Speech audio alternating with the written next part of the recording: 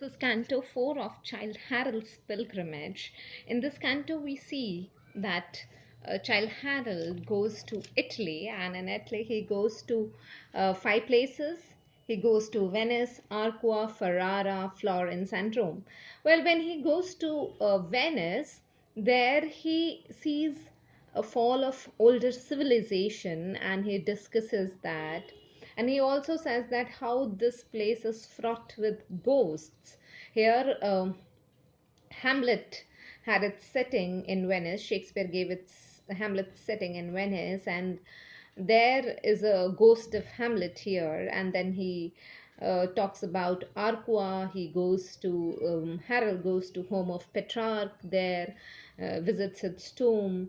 Then he goes to Ferrara, and in Ferrara he goes to the place where Tasso was imprisoned, and thereafter he goes to Florence and visits Santa Croce.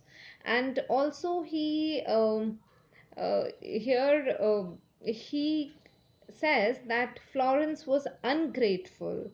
He calls it ungrateful Florence because he says Dante was not buried in ungrateful Florence, nor in the great poet Boccaccio to be found, because even Boccaccio, the one who wrote Decameron, uh, was not buried there.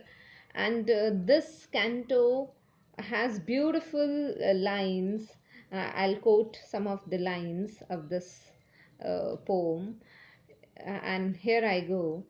There is a pleasure in the pathless woods, there is a rapture on the lonely shore, there is society where none intrudes by the deep sea, and music in its roar. I love not man the less, but nature more.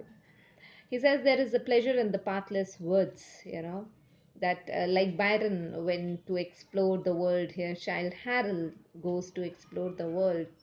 He goes in the pathless woods, and there is a rapture, there is a kind of happiness in these places. And he also says that this is called society where nobody is there to disturb you. He enjoys deep sea, lonely shores, pathless woods, and he says, I love not man less, but nature more. It's not that I don't love mankind, I love mankind, but I love nature more than man. And this is how this canto ends. We can see that Childe Harold's pilgrimage was mentioned by so many important writers in their works. For an example, Alexander Pushkin mentioned Childe Harold's pilgrimage in his work Eugene Onegin, and then we have Anthony Trollope who mentions it in his one of the works in one of his Palliser's novel. Then we have Herman Melville who talks about it in Moby Dick, and then W.E.B. Du Bois also talks about it in The Souls of Black Fog. So it was an interesting series. If you have liked it, please don't forget to like my video, and please do subscribe. Thank you.